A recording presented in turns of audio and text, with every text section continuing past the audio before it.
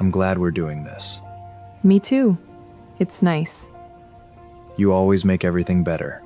You make it easy.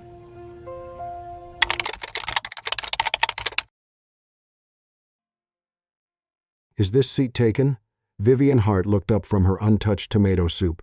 Across from her stood a rain-soaked stranger with tired eyes, an old coat, and the kind of voice that sounded like it had apologized too many times. "It depends," she said. "Are you planning to talk? Only if the soup is worse than it looks." For the first time all night, Vivian almost smiled. Tomorrow morning surgeons would open her skull to remove a rare brain tumor. By noon she might wake up changed forever, or not wake up at all. Noah Reed didn't know any of that. He only knew she was a young woman eating grilled cheese and apple pie like she was trying to memorize the taste of being alive. Then the envelope slipped from her coat. "For Mom, if I don't wake up." Noah read the words before she could hide them. And when Vivian reached for it, shaking with anger and fear, the stranger leaned closer and whispered, "Don't make silence the last thing you leave behind." The diner sat 2 blocks from Massachusetts General Hospital, squeezed between a closed pharmacy and a flower shop with dead roses in the window. Rain blurred the glass until the streetlights looked like melted gold. Inside, the air smelled like coffee, fried onions, and old vinyl booths wiped clean too many times. Vivian did not belong there. At 27, she was the CEO of Hartwell Biotech, one of the youngest biotech executives in Boston. She wore a cream cashmere coat, black heels, and the still face people mistook for confidence. In her coat pocket was a signed surgical consent form. Beside it was a sealed envelope addressed to her mother. "For Mom, if I don't wake up." Tomorrow morning, surgeons would cut into Vivian's skull and try to remove a rare tumor pressing against the parts of her brain responsible for speech and memory. The doctor had explained the risks carefully: loss of language, partial memory damage, paralysis, death. Vivian had nodded through all of it like she was reviewing a quarterly report. Then she had left the hospital and walked into the rain. She had not called her mother. She had not called Ethan, her CO, who knew just enough to worry and not enough to stop her. Instead, Vivian ordered the meal her father used to make when she was small: tomato soup, grilled cheese, and a slice of apples dinner. She hated herself for naming it that. The diner was unusually crowded because of the storm. Wet families huddled over fries. Nurses from the hospital drank coffee with both hands. A child in a red hoodie slept against his grandmother's shoulder. The stranger had come in 10 minutes earlier, checked the prices on the menu, and ordered only black coffee. He had not begged. He had not performed poverty for sympathy. He simply sat at the counter like a man calculating how much dignity he could afford. Then a family with 2 children entered, dripping rainwater and looking helplessly for seats. Vivian heard herself say, "You can sit here." The stranger turned.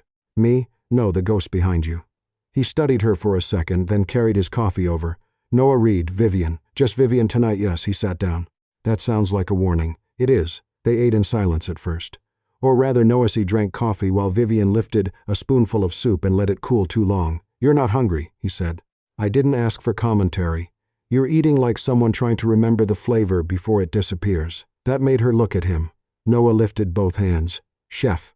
Occupational hazard." Former chef. His expression shifted. Former many things.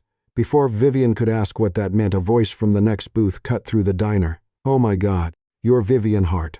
The woman who said it was in her 40s, with eyes and a hospital bracelet still around her wrist. Her husband tried to touch her arm, but she stood anyway. "You're the CEO of Hartwell Biotech." The room changed, a few heads turned. Then more.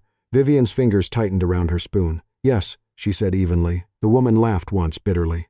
"You people are unbelievable. Sitting here with your warm dinner while patients like my sister have to choose between rent and cancer medication." The diner went quiet except for the rain.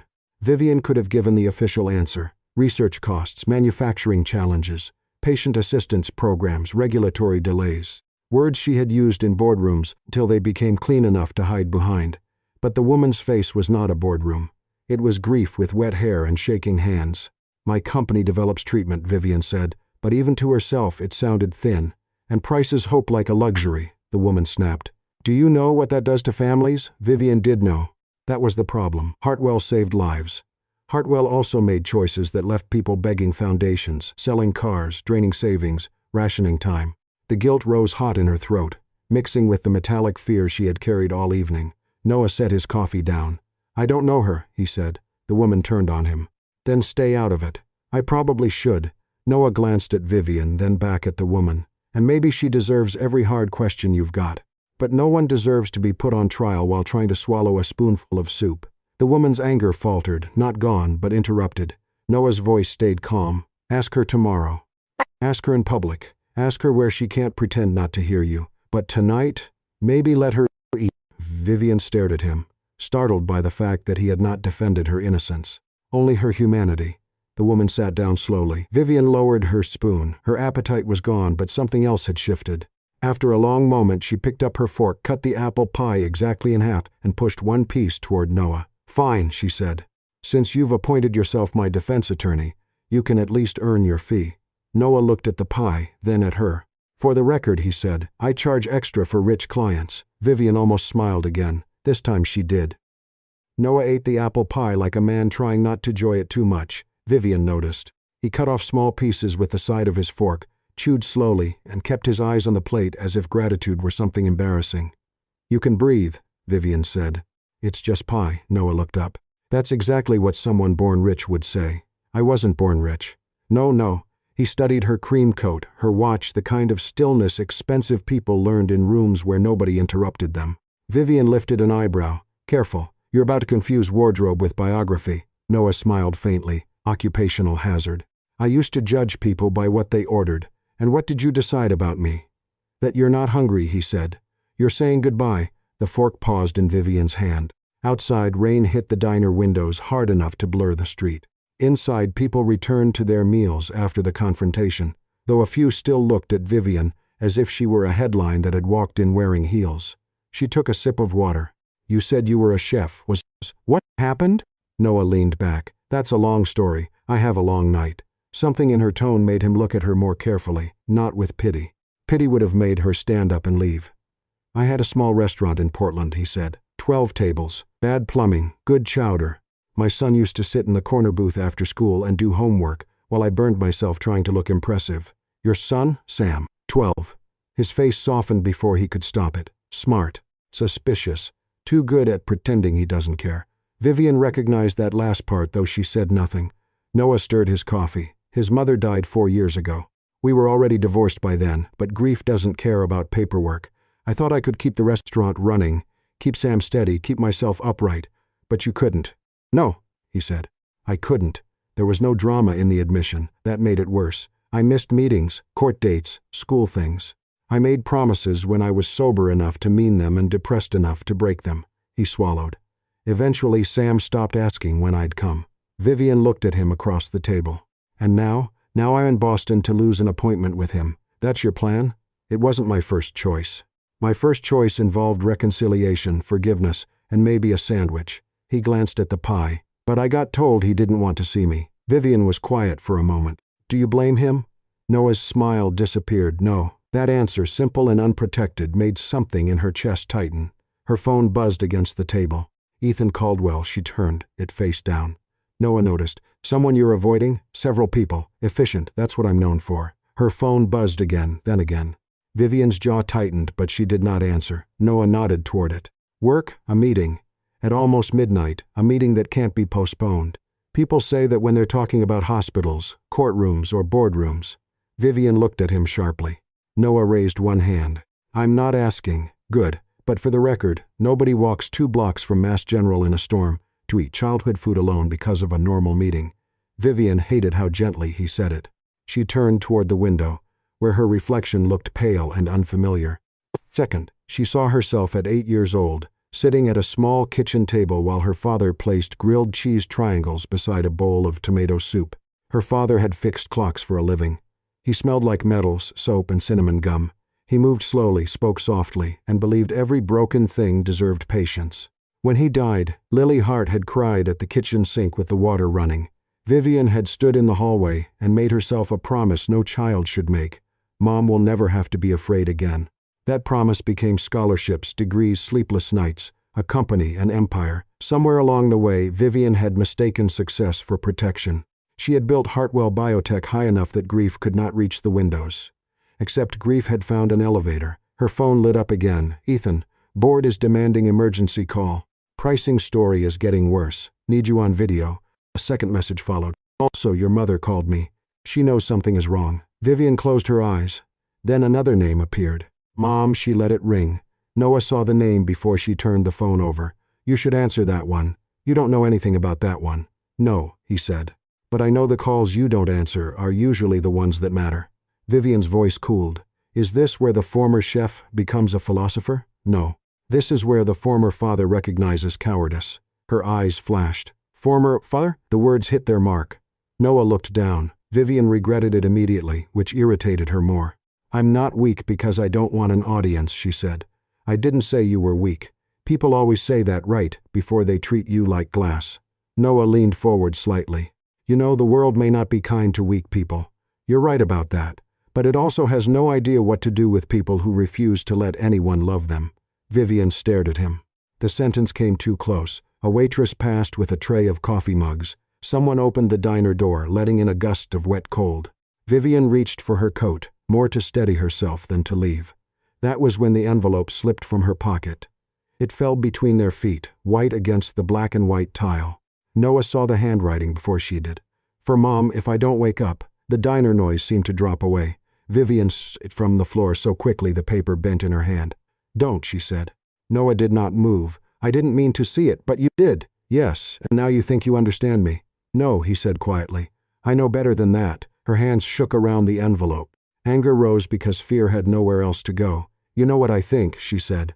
I think you're very comfortable telling strangers not to disappear for someone who disappeared from his own son. Noah flinched. The moment the words left her mouth, Vivian knew they were cruel. He looked toward the window, rain silvering his reflection.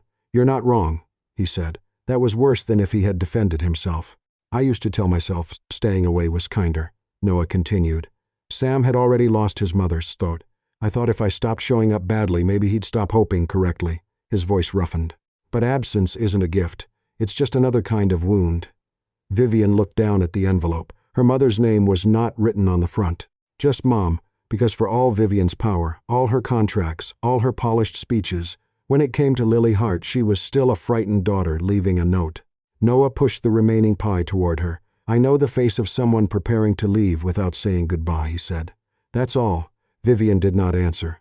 For the first time that night, she was not thinking about the board, or the surgery, or the tumor waiting inside her skull. She was thinking about her mother picking up the phone tomorrow, and hearing the truth from someone else. She held the envelope tighter. And for the first time, the idea of silence felt less like protection and more like betrayal. Vivian left the diner because staying felt dangerous, not physically dangerous. That would have been easier. She understood physical danger now. It came with scans, consent forms, surgical risks explained in careful voices. This was different. Noah Reed had looked at an envelope on the floor and somehow seen straight through her. That was unacceptable. So she stood, pulled on her cream coat, placed too much cash on the table and said, I need to go. Noah glanced at the money. That's either a tip or a small apology. It's neither. Then it's too much. Vivian gave him a look. Do you argue with everyone who feeds you? Only the ones who look like they're running from a phone call.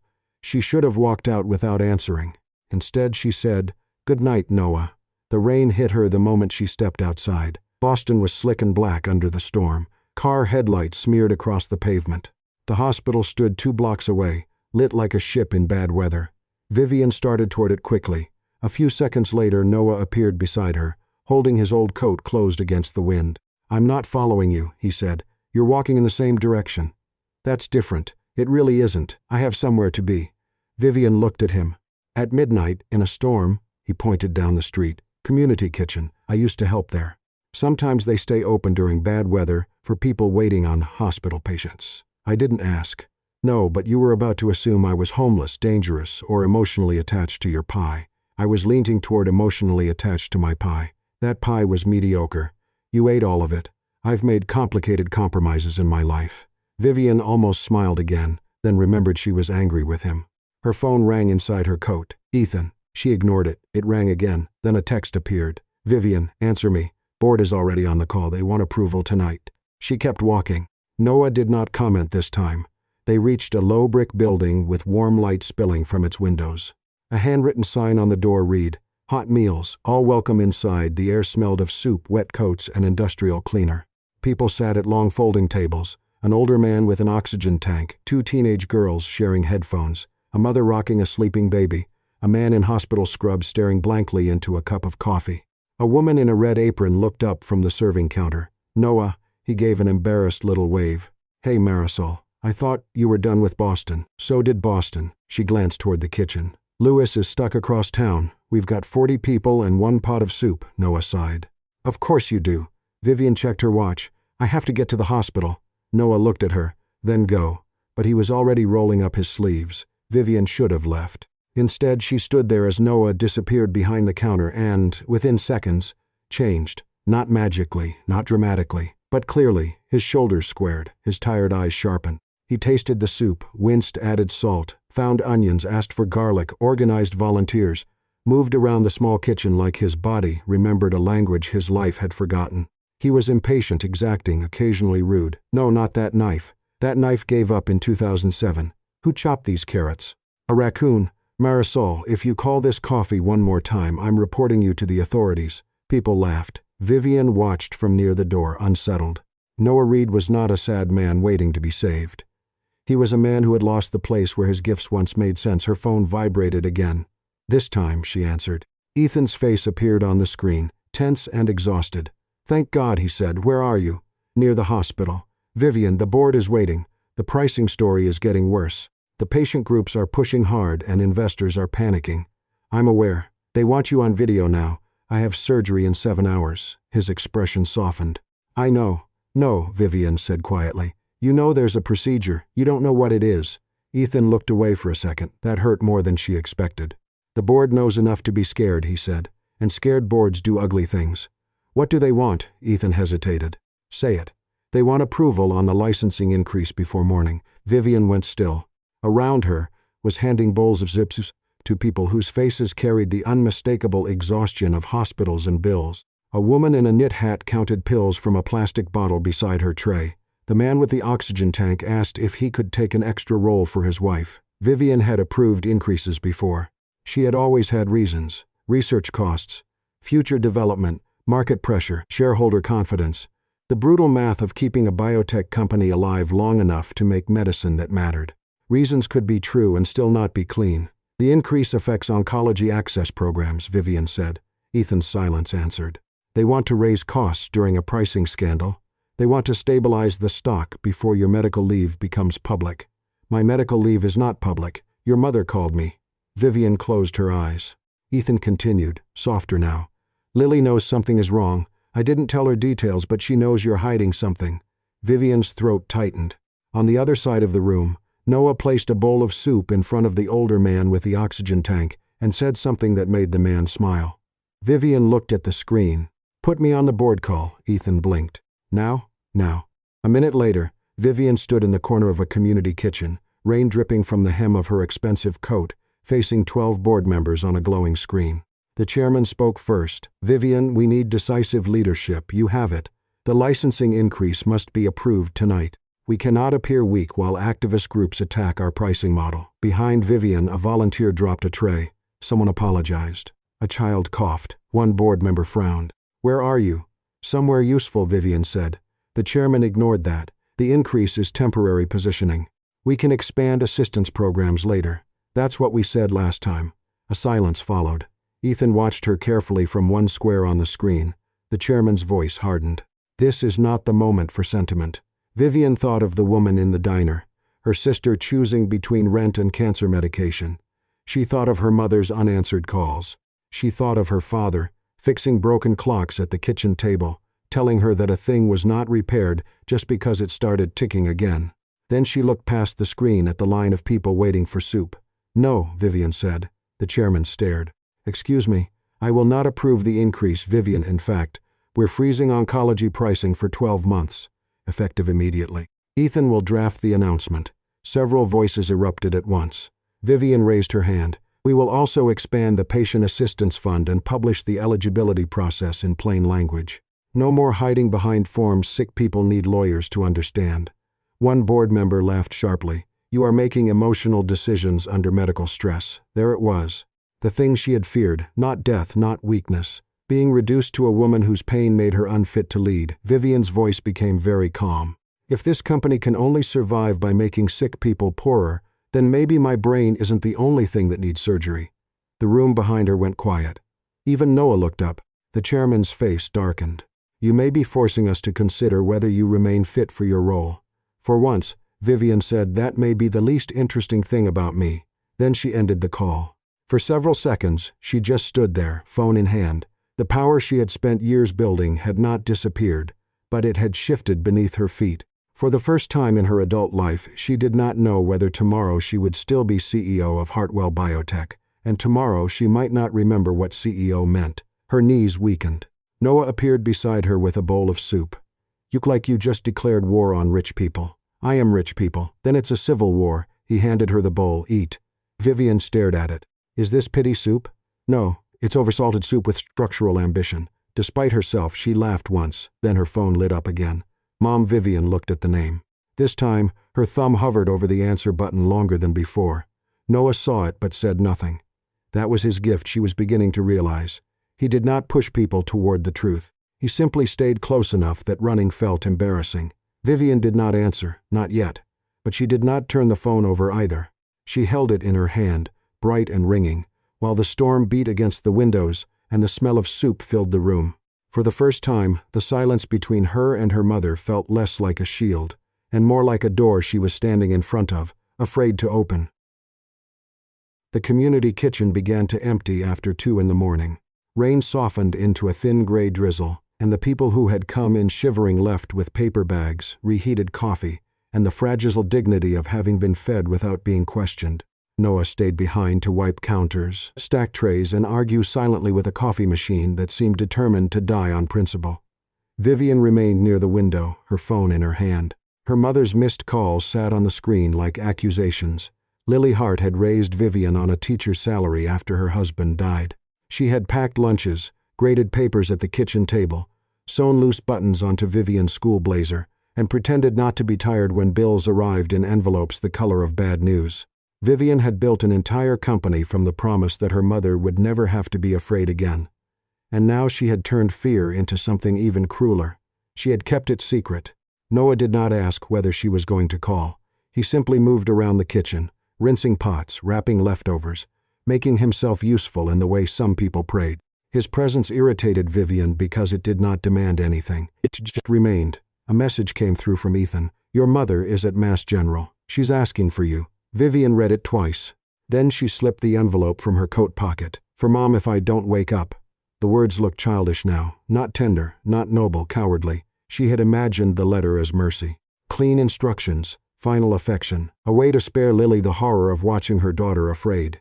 But absence was not mercy. Noah had said that in his own way. His son had learned it the hard way. Vivian was beginning to understand that love left in an envelope was still a kind of abandonment. Her surgery was scheduled for 6:30. There were 4 hours left. Noah finally came out of the kitchen carrying a paper bag. Inside was a grilled cheese sandwich wrapped in foil and a slice of apple pie in a plastic container. He placed it beside her with no ceremony. A proper last meal, his expression seemed to say, should not end badly. Vivian looked at the bag, then at him. For a moment, the diner, the board call, the woman accusing her, her mother's name glowing on the phone, and the tumor inside her skull all pressed against her at once. She was too tired to hold the wall up. She asked if he would walk with her to the hospital. Noah nodded. Outside, Boston smelled of rain, exhaust, and wet stone. The hospital rose ahead of them, bright and impersonal, its windows lit with hundreds of private emergencies. Vivian had walked into boardrooms filled with men twice her age and never slowed. Yet the closer she got to those sliding glass doors, the more her steps changed. Noah noticed, but did not comment. That was becoming the most dangerous thing about him. He saw too much and said too little.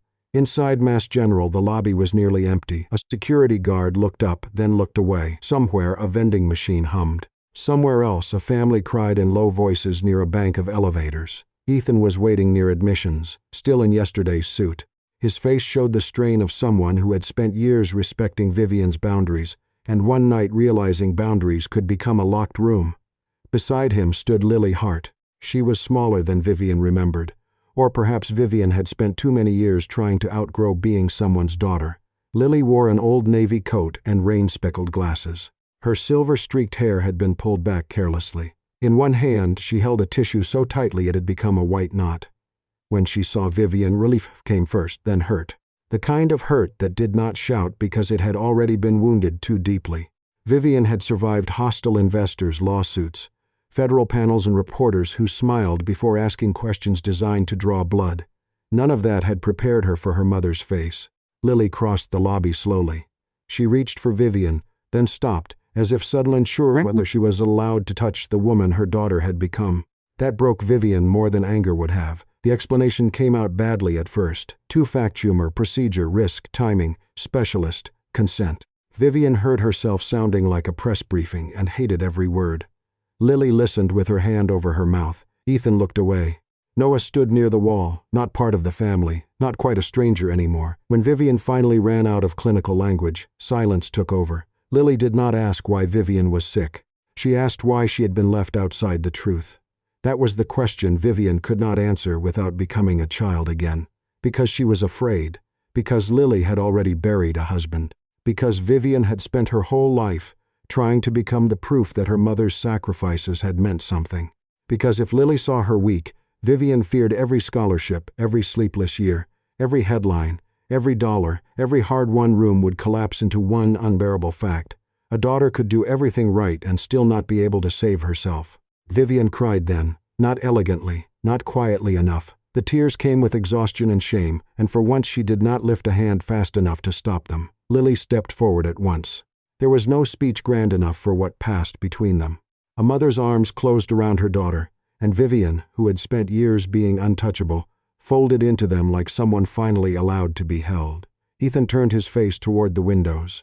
Noah looked down at his shoes. The clock moved. Hospitals did not pause for revelation. Pre-op took Vivian into its fluorescent order. Forms were checked. A bracelet was scanned. Nurses asked questions Vivian had already answered. The surgeon arrived with the calm seriousness of a person who knew hope was useful but not sufficient. The risks had changed slightly overnight. The tumor's location made the procedure more delicate than expected. There was a chance Vivian would wake with impaired speech.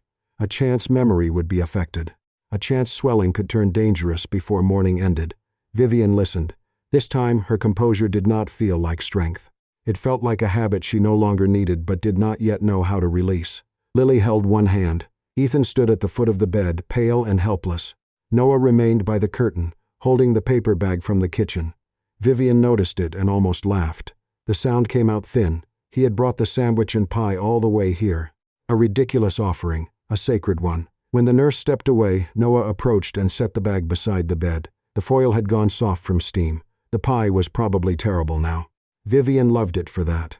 She looked at him, this man who had lost a restaurant, lost faith with his son, lost the right to think of himself as dependable, and yet had stayed through the long, strange night of a woman he had met over soup.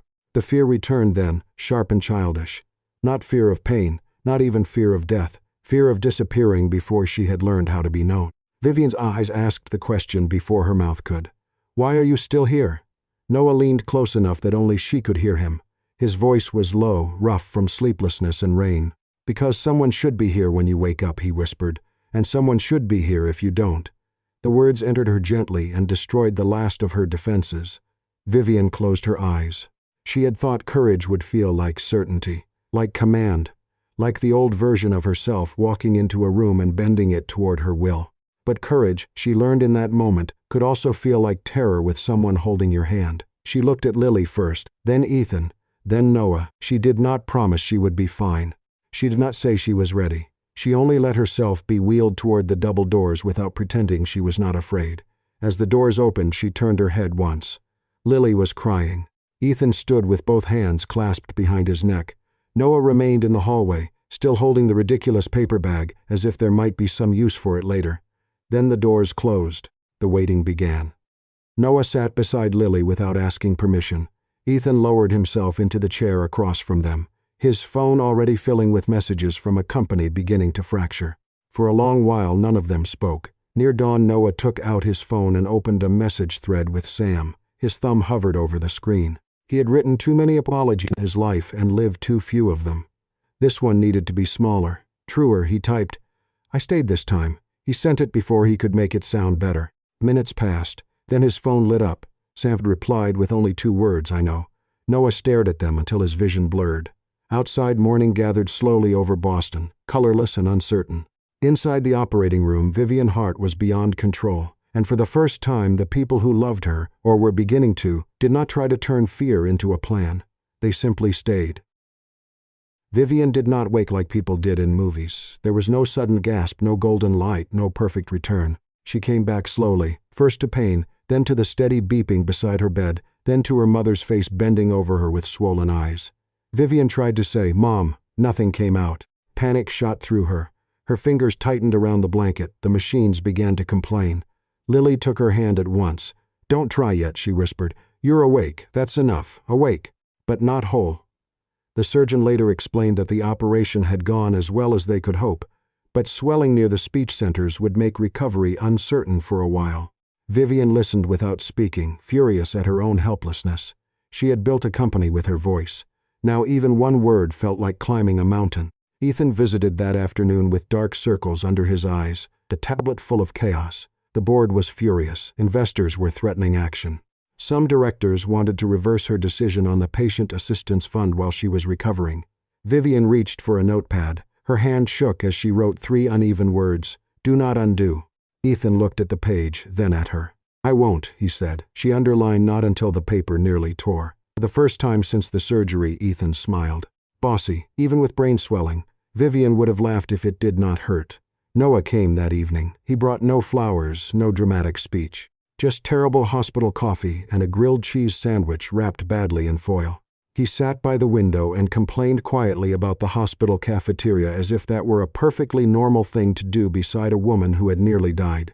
Vivian watched him, exhausted. On the 4th day, she managed one broken sentence. "You stayed." Noah looked up. His smile was small, almost shy. "I'm practicing." That was the right answer, not heroic, not too much, just honest. Recovery was not graceful. Vivian forgot words, snapped at nurses, cried when she could not remember the name of a simple object, and hated needing help. Lily stayed anyway. Noah returned anyway. Ethan kept Hartwell from collapsing and refused to undo her decision. Noah's life also moved forward in small, imperfect steps. Sam agreed to meet him for dinner once a week. The first dinner was awkward. Sam did not call him Dad, but he did not leave early either. When Noah told Vivian, she wrote on her notepad, "That counts." Weeks later, Vivian left the hospital thinner, slower, and less of herself. Hartwell was still in crisis, but the first patient was approved through the new assistance fund. Lily cried when Vivian showed her the message. 3 months after surgery, Vivian returned to the same diner near Mass General. Her hair was shorter. Her speech still paused sometimes, but she was alive. Noah arrived 5 minutes late, breathless and apologizing. Vivian lifted a hand. "I'm learning," she said carefully, "not to turn 5 minutes into a tragedy." He smiled and sat across from her. They ordered tomato soup, grilled cheese, and apple pie, the same meal. But this time Vivian did not eat it like a goodbye. Noah cut the pie in half and pushed one piece toward her. "What do we call this one?" he asked. Vivian looked out at Boston after the rain, then back at him. "The first meal," she said. "The first one I'm not eating like I'm trying to disappear." Noah did not take her hand. Not yet. He simply stayed across from her, and Vivian finally understood. Sometimes love did not arrive as rescue. Sometimes it arrived as someone who stayed long enough for you to begin again. If I were Vivian Hart, I think I would have been tempted to do exactly what she did at first. I would have tried to control the ending. I would have written the letter, signed the forms, eaten the meal alone, and told myself it was kindness not to make anyone watch me fall apart. But maybe that is the lie strong people tell themselves. Sometimes silence is not protection. Sometimes silence is just fear dressed up as dignity. When you have failed someone you love, staying can feel arrogant. It can feel easier to step back and tell yourself they are better off without you. But if I were Noah, I hope I would have chosen what he finally chose. Not a perfect apology, not a dramatic promise, just presence. To sit beside Vivian before surgery. To message Sam, "I stayed this time." To begin proving love through small repeated acts instead of beautiful speeches. Because maybe love is not always about saving someone. Maybe love is simply refusing to let fear make you absent. So let me ask you, have you ever hidden your pain from someone you loved because you thought silence would protect them? Share your thoughts in the comments. And if this story touched your heart, please like, subscribe Soul Stirring Stories channel. Sometimes the meal we think is our last becomes the first one we truly taste, and sometimes love begins with a stranger who does not promise to save us, only to stay.